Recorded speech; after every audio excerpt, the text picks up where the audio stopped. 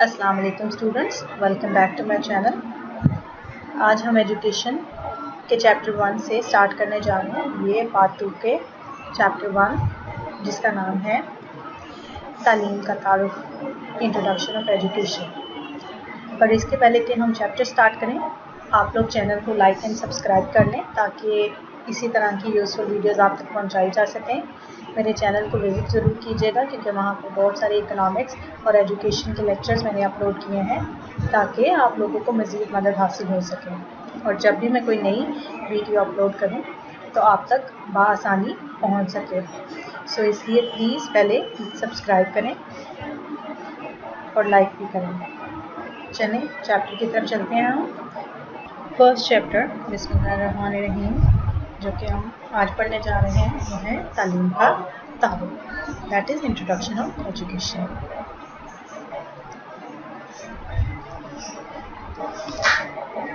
तो तालीम बच्चों अरबी ज़बान के लफ्ज़ कहाँ से माखूज़ हुआ है? इल्म से। इल्म के मायने क्या है? अरबी ज़बान में इल्म के मायने हैं किसी चीज़ को जानना, पहचानना, यकीन हासिल करना, महसूस करना, किसी सिमत में रहनुमाई करना या हकीकत की गहराई का इदराक करना। मज़ीद हम इसको क्या कह सकते हैं? अंदरूनी सलाहियतों को उजागर करना। तालीम का मायने और मफ़हूम क्या है? What is the meaning and concept of education? हम सब जानते हैं कि अरबी ज़ुबान में ये लफ्ज़ इल्म, मार्फत या शाऊर कितना बुलंद दर्जा रखता है, बल्कि मार्फत, शाऊर और इदराक वगैरह इल्म में क्या है? ये शामिल है।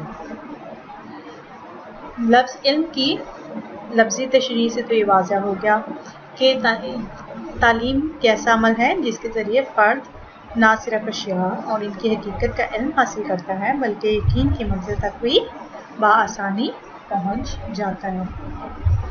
गोया तालीम के ज़रिए फ़र्द को दानाई और तरबियत दी जाती है। ज़रूरी और लाज़मी वाक़फ़ियत के ज़रिए इसके शऊर को नशोनुमा और तरक्की देकर हम क्या करते हैं? शख्सियत को मजबूत बना सकते हैं। नीस तालीम के ज़रिए फ़र्द की ख़ास सिमत में क्या करेंगे हम? रहनुमाई, इसकी पोशीदा सलाहियतों को उजागर करने और निखारने की कोशिश की जाती है।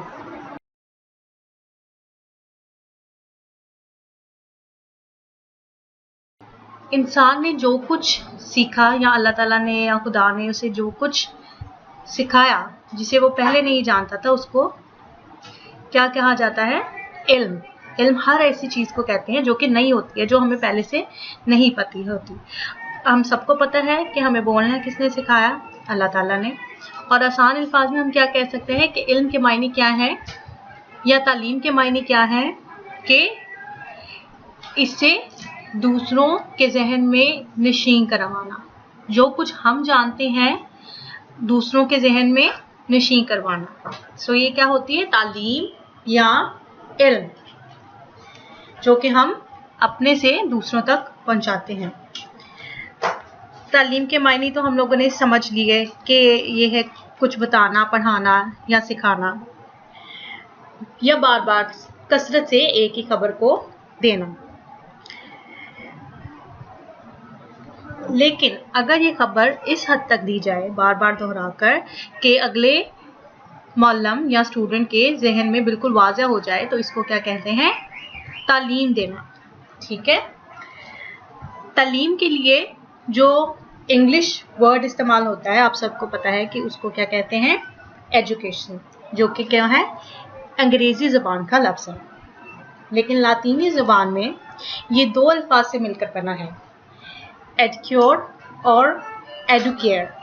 एडक्योर और एडुकेयर, जिसका मतलब क्या है? एजुसर के मायने हैं टू ब्रिंग आउट, यानी बाहर निकालना या बाहर लेकर आना। इसको इजहार करना भी कहा जा सकता है बाहर निकालना भी कहा जा सकता है या बरोएकार लाना भी कहा जा सकता है। जबकि लातीनी ज़बान में एडुकेट की क्या मायने है? To bring up.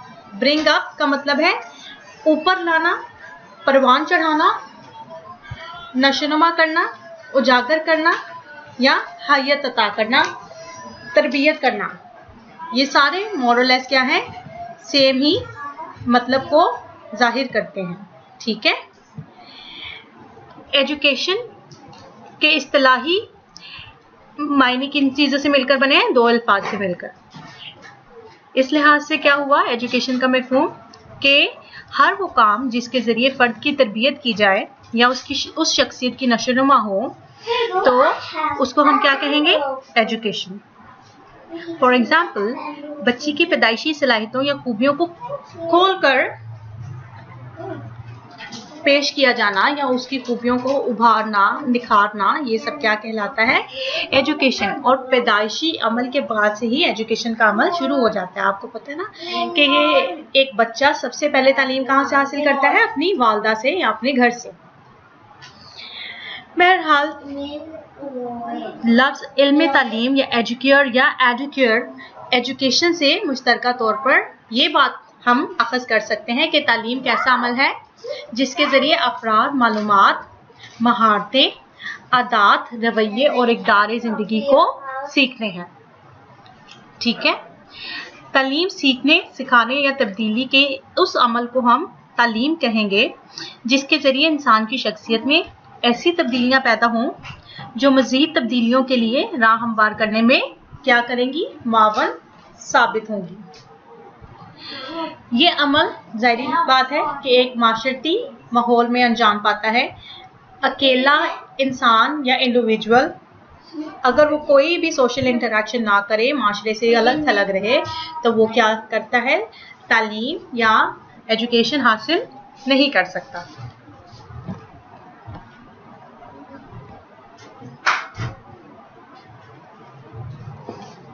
तो क्या हम कह सकते हैं कि तालीमी अमल एक माशरती और सकाफती फिनोमिना है, एक अमल है जो कि अकेले एग्जिस्ट नहीं कर सकता और कोई भी उसको अकेले अमल पैरा नहीं कर सकता और बामकासद और मुतय्यन सूरत में ये जारी रहता है। जब तक हमारी सोशल इंटरेक्शन रहेगी, जब तक हम जिंदा रहेंगे, तो तालीम का अमल रुकेगा नहीं, चाहे वो फॉर्मल हो या इनफॉर्मल हो। फॉर्मल एजुकेशन आप सबको पता है कि डिग्री की सूरत में होती है और इनफॉर्मल जो हम आम हालात में अपने सोशल पीयर ग्रुप्स, अपने पेरेंट्स, अपने रिलेटिव्स, अपने माहौल से सीखते हैं। ठीक है। मुख्तलिफ अदवार में मुख्तलिफ अफराद और माहिरीन ने अपने अपने अंदाज में तालीम का मफ़हूम मुतय्यन करने की कोशिश की। जैसे ही नई थियरीज आई, जिन लोगों ने अपने अपने राय को जाहिर किया, तो तालीम के मुख्तलिफ मफ़हूमात आते चले गए। माहिरीन के नज़रियात के साथ साथ वक्त और हालात के तकाज़े, तहजीब, सकाफ़त, मज़हब और माशरे की रवायतें भी इन तारीफ़ों पर क्या होती रहीं? असर अंदाज। जिस तरह से हालात बदलते गए, तहजीबें बदलती गई, सकाफ़तें, मज़हब और माशरे की रवायात तब्दील हुई, तो क्या हुआ? तारीफ़ें भी चेंज होती रहीं, क्योंकि मगरिब और मशरिक़ के तरीक़ेकार में या उनकी मजहबी रसूमात में, तहजीब और सकाफ़त में वाज़िया तब्दीली है। और वो तब्दीली क्यों है? क्योंकि उनकी तालीम या उनकी जो डिफरेंट बिलीव्स हैं वो आपस में मुख्तलिफ हैं और इन मुख्तलिफ चीज़ों की वजह से तारीफ़ें भी मुख्तलिफ होती चली गई। सो यूँ तालीम की लातदाद तारीफ़ें हमारे सामने आ गई, लेकिन अगर हम उन सब तारीफ़ों को इकट्ठा करके एक ही जगह पर एक प्रिसाइज डेफिनेशन डिराइव करें, तो वो क्या है कि तालीम के मफ़हूम में मुख्तलिफ माहिरीन ने मुख्तलिफ आरा का इजहार किया, ये हम सब जानते हैं, लेकिन मुफक्किरीन ने इंसान को ज़हनी नशोनुमा का नाम दिया। ठीक है। अभी हमने पिछले पेज में भी ये पढ़ा है कि तालीम क्या है? ज़हनी नशोनुमा, और बाज़ इसे अफराद की शख्सियत की तकमील का अमल कहते हैं। जब आप एक डिग्री हासिल करते हैं, मैट्रिक करते हैं, तो एक स्टेप आपने अचीव किया, उसको क्या कहेंगे कि आपने एक तरह की शख्सियत की तकमील हुई। लेकिन इसी तरह से जब आप ग्रेजुएट करते हैं, एक ग्रेजुएट करने के बाद जॉब के अमल में जाते हैं, तो क्या कहते हैं हम कि दूसरी शख्सियत की तकमील हुई, कि अब आपकी नौकरी पेशा होने की शख्सियत की आपने तकमील की। कुछ माहिरीन के नज़दीक तालीम क्या है? माशरती अमल। हमने कहा है कि इंडिविजुअल अगर आप अलग थलग रहते हैं, सोशलाइज नहीं करते, आइसोलेट हैं, तो आप तालीम हासिल नहीं कर सकते। बड़ी सादा सी मिसाल है कि अगर आप एक कमरे में रहें और बाहर ना निकलें तो आपकी तालीम क्या होगी? महदूद। ठीक है। जैसे जैसे हम माशरती सर्कल को बड़ा करते जाते हैं तो हमारी तालीम में भी इजाफा होता चला जाता है, जिसका नस्बुल-ऐन फर्द का माशरती तस्वैया है, यानी सोशल एडजस्टमेंट है। जिसका नस्बुल-ऐन क्या है कि जितना जल्दी एक इंसान सोशली एडजस्ट कर लेगा उतनी ही ज़्यादा वो अच्छी तालीम हासिल कर सकेगा। लेकिन अगर वो सोशली एडजस्ट नहीं कर पा रहा तो वो कभी भी नई चीज़ें नहीं सीख सकता। बाज़ हज़रात ने क्या कहा कि तालीम तहजीबी वर्से की नस्ल दर नस्ल मुंतकली का नाम है। यानी जब एक खानदान दूसरे आने वाली अपनी पुश्तों को सेम चीज़ें सिखाता है, नस्ल दर नस्ल उन्हीं रवायात की मुंतकली करता है, तो उसको भी हम क्या नाम दे सकते हैं? एजुकेशन या तालीम का। माहिरीन का एक ग्रोह इस बात पर भी जोर देता है कि तालीम कदीम तहजीबी सरमाए की हिफाजत का जरिया है।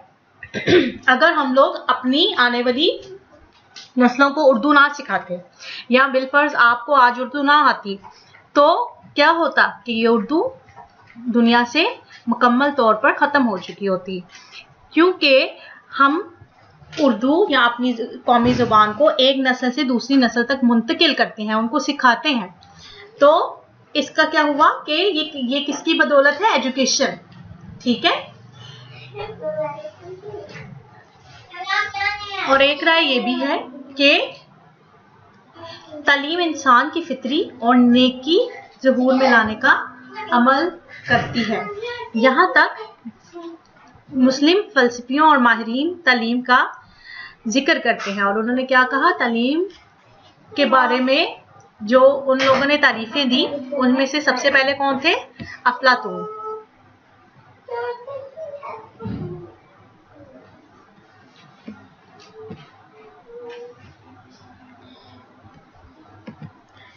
अब कदीम फ़लसफियों की आरा की रोशनी में तालीम की हम डिफरेंट डेफिनेशंस को स्टडी करेंगे कि सब डिफरेंट मुफक्किरीन ने अपनी अपनी तालीम की क्या क्या डेफिनेशंस दी।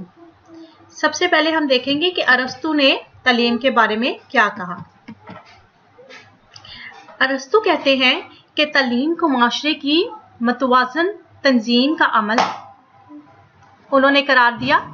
इसमें उन्होंने बताया कि फ़र्द की मखसूस जिस्मानी रूहानी सलाहियतों की इस तरह से नशनुमा होती है कि फ़र्द की शख्सियत का हत्ता-अल-इम्कान तकमील हो जाए। अभी हमने पीछे भी यही स्टडी किया है कि एजुकेशन का एक जो मफहूम है वो ये है कि ये इंसान की जिस्मानी रूहानी सलाहियतों की क्या करती है? नशोनुमा करती है।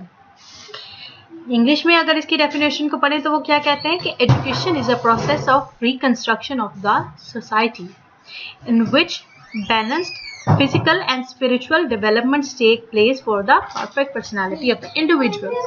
यानी जो भी हमारी आज शख्सियत है वो किसकी बदौलत है? सिर्फ एजुकेशन की बदौलत। और हर इंसान की शख्सियत क्या होगी? मुख्तलिफ होगी। इवन भाई बहन भी मुख्तलिफ ट्रेड्स या मुख्तलिफ खसूसियात के हामिल होते हैं। वो किसकी बदौलत होता है? कि सबकी एजुकेशन डिफरेंट होती है एक दूसरे से। अरस्तु ने इसके बारे में क्या कहा? अरस्तु कहते हैं कि तालीम बच्चे की याददाश्त, आदात और ख्यालात के साथ साथ उसकी अक्ली और इखलाकी भी क्या करती है? नशोनुमा करती है। Education is a process in enhancing the memory, habits and thinking of an individual of the best development of mind and soul।